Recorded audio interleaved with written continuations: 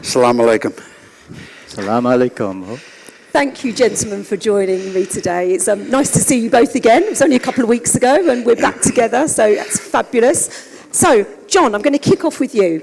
It's no secret that you've become the voice of regenerative tourism development in the kingdom, which is already having a knock-on effect to the wider region and beyond. Can you tell us what it means in terms of people and planet on the Red Sea coast? Okay, well, I guess for us at the Red Sea, I mean, regeneration means recognizing and valuing nature and the environment. I mean, that's first and foremost. When you start there, then you say to yourself, sustainability is no longer enough. We actually need to do better and do more, because otherwise the future doesn't look so promising. So how does that actually manifest itself at the Red Sea? So for starters, we preserve habitats. You know, we found a beautiful island that would have made a great resort, but instead we chose not to develop it because it's a favored nesting site of the critically endangered hawksbill sea turtle. So that's an example. But we're growing habitats as well. We're increasing mangroves. We're increasing coral reefs, which is, you know, pretty amazing when you think about it. We have an abundance of coral reefs, but we're not complacent. We chose not to produce our electricity in the conventional sense. And in so doing, by going 100% renewable, we save 500,000 tons of CO2 emissions that would otherwise be emitted into the atmosphere. And it's about community as well. It's about our people, the people that live in our local communities. The communities should benefit from what we're doing. You heard from our Chief Administrative Officer earlier talk about how we engage our locals to be part of the destination, to bring that level of authenticity. So the combination of all of those different things is what regeneration means. It's actually trying to make the place better than when we found it. And we've set ourselves a lofty ambition. We want to increase the conservation value of the destination by 30%. So back to my point about sustainability is no longer enough. We need to actually seek to positively enhance the destination so that future generations can enjoy the splendors and wonders of what the Red Sea, the whole of the Red Sea has to offer, but in particular the Red Sea and AMAALA. Fabulous.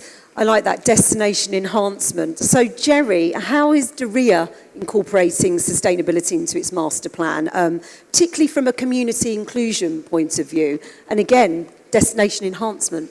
Yes, lovely to be with you both, and thank you. Good to be with everybody this morning. This subject is easy for someone as talented as John or my good self to talk about, because this is not even work for us. This is part of our value system and all the people that we have the privilege of working with daily. You know, you have to put a title on something because it marshals your resources. But, you know, when you talk about sustainability, it's the same thing in financial circles 20, 30 years ago when people talked about transparency. I was always confused by that word because when you talk about transparency, what's the alternative to that? You aspire to be opaque. So when you talk about sustainability, I get it as a rallying point, but there's people like us that we live that every day. You don't have to motivate us into sustainability. The good thing is that it's such a key issue for the custodian of the two holy mosques and especially the Crown Prince. So when it relates to Diriyah, you can't just build a giga project and leave your community behind. It would be immoral. So one of the things that I'm very proud about, and it's not unique to Diriyah, all the giga projects are doing this. 83% of our staff are Saudi. 36% of our staff are Saudi women. 16% of our staff, of those Saudi women, are in management because they deserve to be.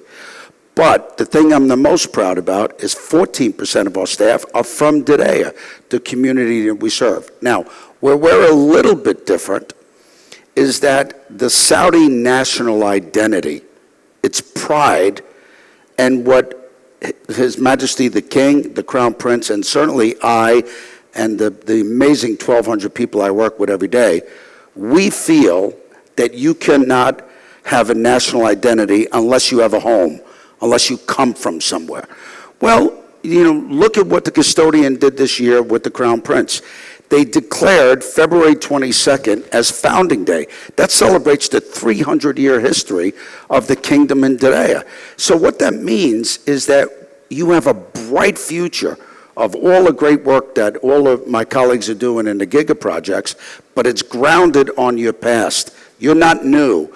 This is a kingdom of great culture, So when you're optimistic about the future, you have to celebrate, protect, preserve, and honor your past, especially when you come from a country that's so rich. So Diriyah is the birthplace of the Arabian Peninsula. Diriyah is the birthplace of the kingdom. Diriyah is the ancestral home of Al Saud, and it's the center of culture and heritage. But most importantly, it's a source of pride for all Saudis and people who will come and visit. Fabulous, thank you for that. John, well, your colleague this morning, Ahmad, the Chief Administration Officer, he's there. There he is. You very eloquently told us about the community involvement in the Red Sea, and I think we were mentioning that obviously it's not as densely populated, so you haven't got, as big a community as Jerry would have down here in Riyadh. Talking about community involvement and young people and training, what are you doing to train young Saudis to prepare for a career in this industry? And how does that involve local communities? Well, look, and again, Ahmed mentioned it earlier today. I mean, we're approaching training in a multifaceted way. We've got students in university programs at Prince Megrin University studying international hospitality management. When we go through the selection process, we always try to give priority to people from the local areas. And that's been a very successful program, the university program. And in fact, we're going to expand that by 50 additional students each and every year. The vocational training program is particularly exciting for us because if you don't have aspirations for a university degree, there's still need for thousands and thousands of people to come into this industry and work. I mean, we have a huge challenge in Saudi Arabia to fulfill the ambitions of 100 million visitors. We need over 1 million people to enter the industry. And we're very proud of the fact that we entered into an agreement with the Human Resources Development Fund. We have currently 600. I know Ahmed said 5, but actually there's 600 students, 57% of which come from our local area. And that's our first intake. And they're on their journey of a 2.5-year program where at the end of that program, they become full-time employees of the Red Sea. But more than that, we've expanded that program. We signed a deal last week with the HRDF again for another 1,000. And I've been saying to them, we need to add a zero to that figure. Right. We need more than 1,000. We need 10,000. But the uptake from our local communities has been super, and it covers all aspects. I mean, tourism is multifaceted. It crosses so many different sectors. It's not just the hospitality piece. It's the engineering. It's the renewable energies. It's the airport operations, security. You name it, logistics. And that's what this program is intended to deliver. So we're very, very happy with that. But our community engagement goes not just to training the staff that are going to work at the destination. I think from a trickle-down economics point of view, Reagan said it, for those of us that remember Reagan, and that's probably dating both Jerry and myself. I do. We're witnessing it in real time. Yeah. We look at our local communities around us, and they're being uplifted. Businesses are coming out of nowhere to take advantage of the opportunities that our giga projects are presenting to the local communities. We're working there's lots of natural farming that takes place in our area. So what we're doing is instead of letting them just carry on in their normal way, we're helping them learn sustainable farming practices.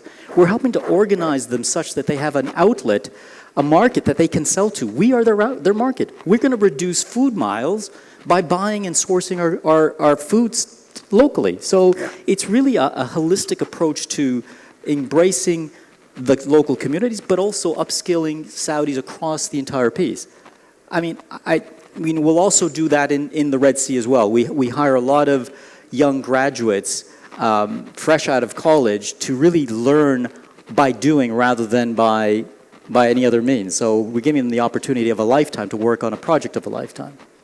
Fabulous. I really like that example of the farming. We were talking yesterday about the global food security crisis and how sourcing locally is going to be so important. So it's interesting to hear those examples, and obviously that will make a big difference. Jerry, as the Kingdom's largest cultural and heritage project, how is Diriyah ensuring that local knowledge and cultural traditions are embedded and implemented in the project's realisation? Have you got any kind of little anecdotes of, details? Oh, absolutely. And it's critical because you can't preface your comments by saying that you're 300 years old and not think that you have a very rich history. So we approach this in almost 100 streams. Let me give you a few examples. We went out, someone stopped me about 3 years ago, a young Saudi guy, wonderful. And he said to me, Mr. Jerry, my grandfather was a mud mason on Salwa Palace. I said, are you blessed that he's still alive? Yes, he is. Can I meet your grandfather? So I talked to my team, and we got new clothing and chocolate and, went to go see the old man. Tell us the thing. And then I said to myself, wait a minute. Not only did he tell me about 3 or 4 people who were the mud masons, but get him on tape, film his history on what he did. You want to capture that. That's rich. Now, what happened is he turned us on to 3 or 4 people who turned us on to 3 or 4 people. And then we assembled about 30 older Saudi original mud masons and created an academy, and now we're training over 60 young Saudis, on the same techniques of how you made the mud 300 years ago. This is important because it, like to John says, it gives continuity. Then what we did, not now, 3 years ago, we did a survey before we had our app up, before we had the technology up. We have this divine woman, Adlam, that comes from Diriyah. And I said, I want you in the mosques, I want you in the community centers, and I want to know everyone who makes a craft. I want to know everyone that plays an instrument, because we are not going to buy anything. We're not going to hire anything, even a food truck, even an oud player, until we exhaust all the resources of Diriyah. So now that the UNESCO site is coming and we have so many people visiting, we'll open officially to the major crowds, with WTTC later in the year after the summer. But what's happening now is that we see the prosperity already in the community, and now we're starting a program on all the municipal workers, policemen, or all the municipal workers, to get them ready to accept tourism, where the community says, we're proud and we look forward to welcoming you. Now, we're very lucky because the Saudis, as you know, are super welcoming, very generous, warm-hearted people. But they're responding to it now because we want them to see that tourism is an engine that will educate themselves, their children, their grandchildren, and that tourism will lift everybody up while preserving the national identity and the national pride. I love those examples. Thank you very much. It's really fascinating and really heartwarming to hear that, because those are the experiences that people want, aren't they? John, sticking with the people theme. So I think your team now is, 1,600 people, growing fast, yeah? What percentage are Saudi nationals? And talking about knowledge transfer from international, global expertise to local Saudi people, how's that happening at Red Sea? Well, first of all, let me say it's actually closer to 2,000 now. We're onboarding at the rate of 100 plus new joiners a month. But before I sort of respond to the question about sort of the knowledge transfer, let's start with, the approach that we took at the Red Sea was to do things differently. We wanted to challenge the business as usual model. And what I mean by that is, typically what happens when somebody engages on a large-scale project, and particularly in the region, it's about assembling teams of consultants from around the world. And they come and they deliver, and then they disappear. And, given the scale of our projects, given the length of time over which the projects are actually delivered, I said, that's a mistake. That's a missed opportunity. And so what we were able to do with the Red Sea was actually start from the very beginning to build, a vertically integrated real estate development company, to be a national champion, actually to go beyond being a national champion, to be a global champion. And by doing it ourselves, we're able to retain the knowledge and the skills that will allow us to continue this journey and deliver not just Red Sea and AMAALA, but many other things. And again, my colleague Ahmed mentioned that our mandate has expanded to include all of the west coast of Saudi Arabia with dozens of other projects. And so the investment that we've made into our people is going to serve us well in the long run. So, as I said, 2,000 staff, well over 50% are Saudis, none of whom are being hired because they're Saudis. So let me start off by saying that, because I think that would be a disservice to everybody. We're hiring people based on merit. So we've struck this nice balance of foreign expertise, local expertise, and transferring the knowledge between them. But one of the things I'm most proud of, and this really relates to how we deal with the knowledge transfer, I made a brief I alluded to it earlier. We introduced an elite graduate program. And over the last couple of years, we've hired 115 students fresh out of university. The aggregate number of applicants that we've had is probably pushing 100,000 that have applied for these limited number of places. And what we're doing with these young students is giving them that once-in-a-lifetime opportunity to work alongside the best of Saudi and the best of the international world marketplace. And they're learning, they're sponges. Yeah. We're shaping them to be future leaders of this business. My legacy will be for them to inherit the Red Sea Global Company, which is what we're now going to be known as, to continue to perpetuate championing real estate development, but doing it differently, doing it with regeneration in mind as we lead the world in this transition towards regenerative development.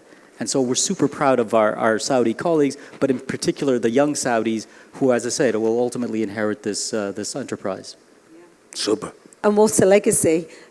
Jerry, what about Diriyah? What are you doing to ensure global expertise is drawn on, best practices are followed, but again, knowledge transfer? Very similar question to that I asked John.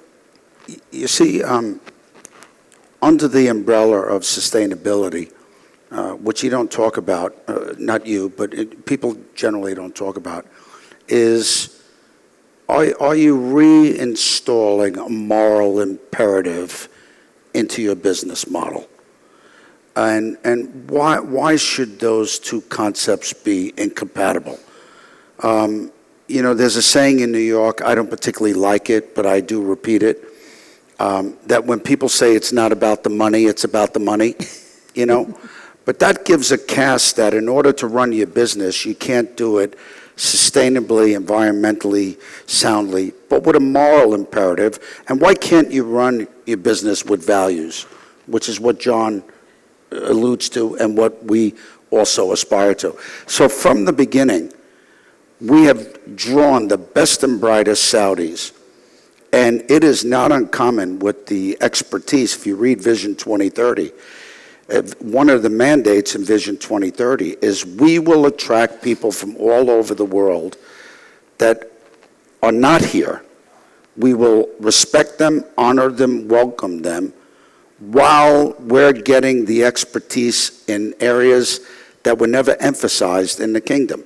So if you go back, I don't want to dwell on history, but if you go back to the wonderful King Fahad when he was Minister of Education, then became king, then King Abdullah, then our beloved King Salman, they knew that they had to educate more than a Saudi royal family, and they threw millions of Saudis out there who now have a reason to come home, positive, excited, fired up about their future, men and women.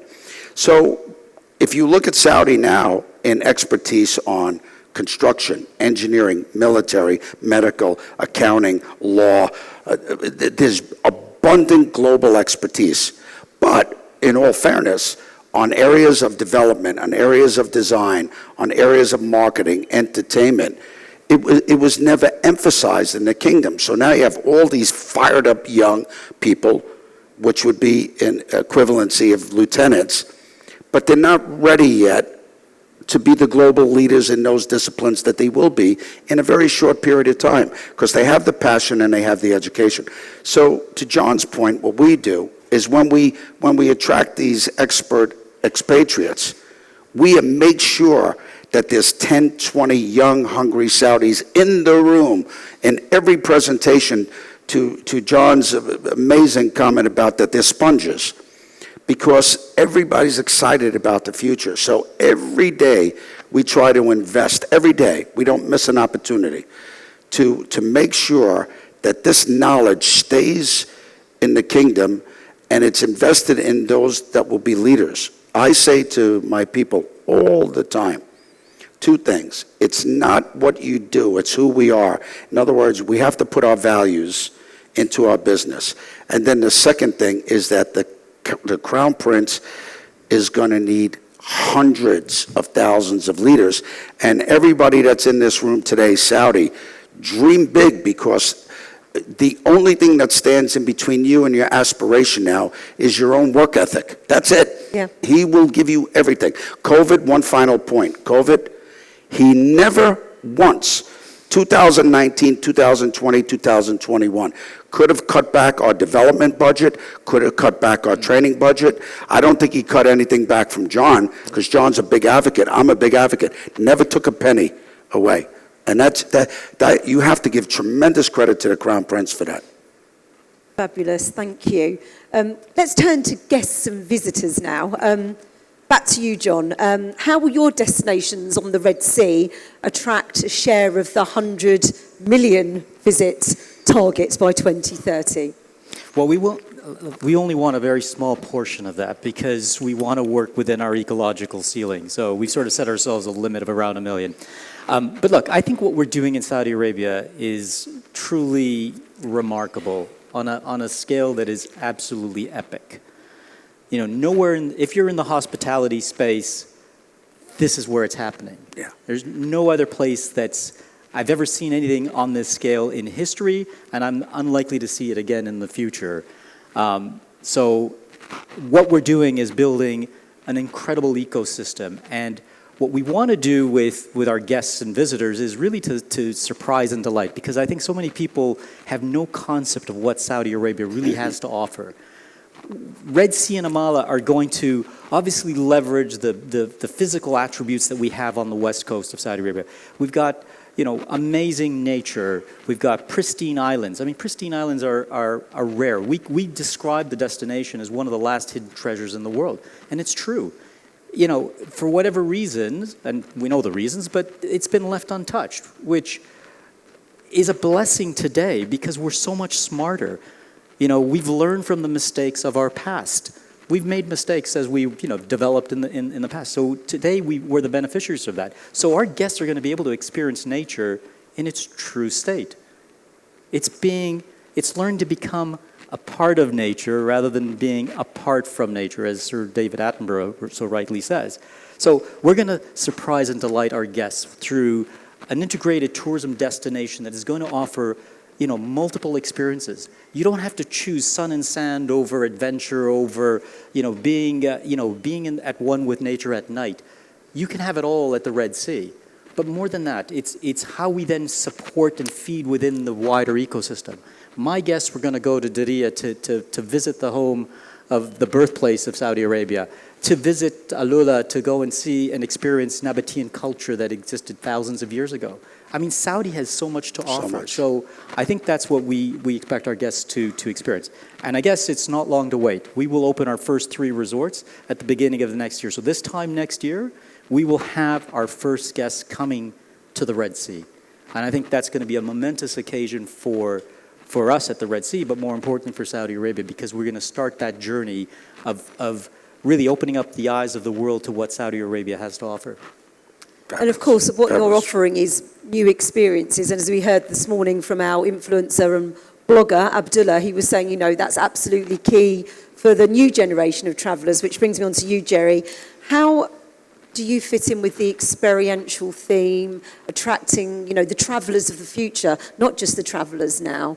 What does Diriyah offer? Well, we learned there was a trend that started before the millennium, and then it was just deepened so much by the effects of COVID. And COVID, when everybody was locked up for a year or two, redefined certain priorities in life. And one of the redefinitions was, what is actually luxury? Well, time moved way up on the list of what is luxury. My time is valuable now. My time with the people I admire, I love, is valuable. But authenticity is valuable. The Red Sea is not, it's so authentic. You've never seen it. I want to go there. I want to go where the Arabian Peninsula started. I want to see the birthplace of a civilization. But the difference is that if you look at the Acropolis as an emblem of Greek culture, if you look at the Colosseum as an emblem of Roman culture, when you look at Diriyah as an emblem of Saudi culture, where it all started, the difference is that it's alive. It never went away. So you can come now, and when you go, and it's especially important for young people, because young people are they are liberated. They're not going to wait. Our parents' generation, the grandparents' generation, we're going to save up and we're going to go once a year on a vacation. People now, they know, because of social media, how to hook up with like kind, how to catch up, and they will go. But now people want to do things that are environmentally sound and sensitive. This young generation knows. We don't have to teach them that the planet is perishable. They know it. They look at us like, what did you do? Right? So, but they want authenticity, and they want to go where they will emotionally be touched. And, you've heard me say this before. Two of the greatest words in any language, any theology, anywhere in the world, which is personified in the Kingdom of Saudi Arabia, is you're welcomed. You're welcomed. And what happens is, I was telling John this morning, we've had an unusual amount of delegations through today for the last 2 weeks, many. And we're opening to the general public. We're opening our first phase of Diriyah for WTTC later in the year. All new restaurants and parks and a whole bunch of things we're opening after the summer. But everybody says, I had no idea, right? So Diriyah, the Red Sea, all the other giga projects, they're going to reverse very boring stereotypes. And people will leave having a whole different impression of the kingdom and I believe the region. Yeah, I believe you're right. We've nearly run out of time, but I think we can probably finish off with what's new. So, John, I know you've had a few announcements this week, and then Jerry will finish with what's new, what's coming up. All right, well, we had a couple of, yes, we got a minute and 20 seconds. Yeah, come on, 1 minute 20, go. Some airtime for Jerry. Two announcements. Well, obviously we launched and first reveal of our new yacht club at AMAALA, which has achieved and received a lot of great interest and great commentary. So we're very pleased to be able to do that. And that project is on. That project is on site. And today we're also announcing 3 more brands that are joining the destination. We've got Ritz-Carlton Reserve. Marriott is very well represented here today. We've got Rosewood joining us as well, and Miraval building an integrated wellness resort. So that brings the total number of hotel management agreements that we've signed at the Red Sea to 12. We've got a couple more that we're going to announce in the coming weeks. So again, further endorsement in the belief that the industry has in the opportunities that Saudi Arabia has in the hospitality space. To get that level of endorsement from the top global brands in the world, I think speaks volumes about the opportunities that Saudi Arabia has. And you've got those big brands coming too, haven't you? Yeah, I was teasing the Crown Prince because we keep expanding the Diriyah master plan. And I was saying to him that if we keep expanding, I may have the Catholic kid from New York may have to convert to Islam, because the next thing I know, I'm going to be running Medina. But if we don't slow the development down, but we are up to 38 hotels, of which 26 agreements signed. because we have a different, in the Red Sea, obviously, keeping it pristine. But when you have one of the great tourism cities and one of the great G20 cities, which Riyadh is, RC in the Crown Prince's vision, taking Riyadh to 15 million people, we expected today to take care of 7 million people. So we need the hotel rooms to do that. We have 8 new museums. We're getting ready. The design that the Crown Prince approved on the new House of Al Saud, it will be one of the great museums in the world, epic museum. That will be one of 8 museums. We open up phase 1 come this fall. 20 new restaurants, 4 Michelin, 5 amazing Saudi concepts. We open up 6 new parks. We finished planting 1 million trees as part of the 10 million trees for the Wadi Hanifa. So if you're Saudi, there's a lot to be super proud of, and we're just so happy that COVID is kind of coming under control where we can get everybody to be welcome to the kingdom. Well, ladies and gentlemen, I don't know about you, but I thoroughly enjoyed that discussion. I thought it was wonderful, and I learned some new things today, and I've interviewed you guys before, so thank you so much. Thank you. As Jerry rightly said, you are welcomed here. It's my first time in Saudi, and I feel very welcome, so thank you. Thank you to John and Jerry. Please give them a round of applause. Only one Red Sea, only one Diriyah. Thank you. Thanks, so Gemma. much. Thanks, dear.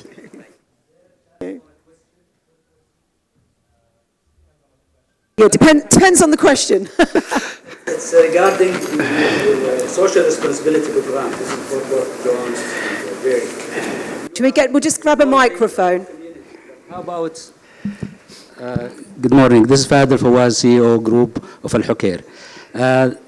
The question is, how are these mega projects that are very active in social responsibility towards the Saudi committee, how are you involving the business, the hospitality business, to be, supportive rather than competing with the existing hospitality projects?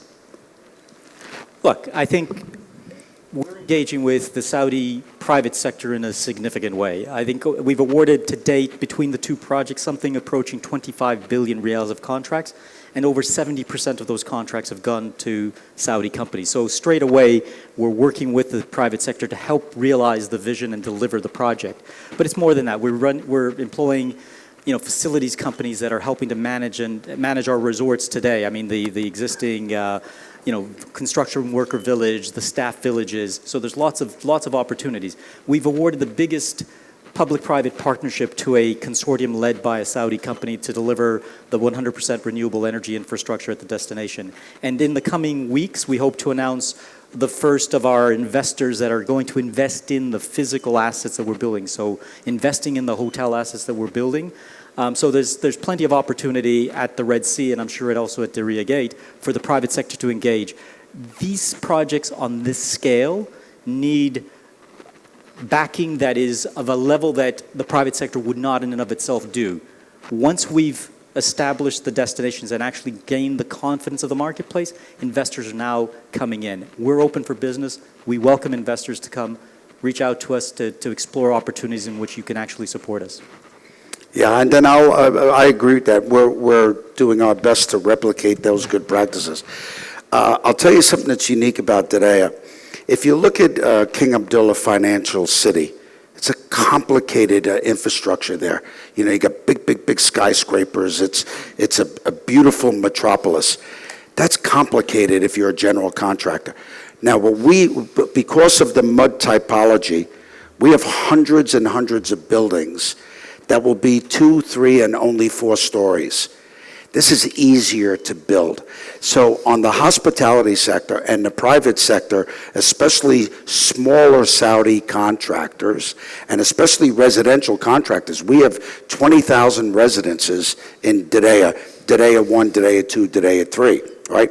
So what we're doing now, it's clever, is we're getting together all of the smaller Saudi builders who could build 2, 3, 4 level things and may not have the resources to build 40, 50-story skyscrapers. And we're amalgamating them almost into an association to say, okay, can you do 100?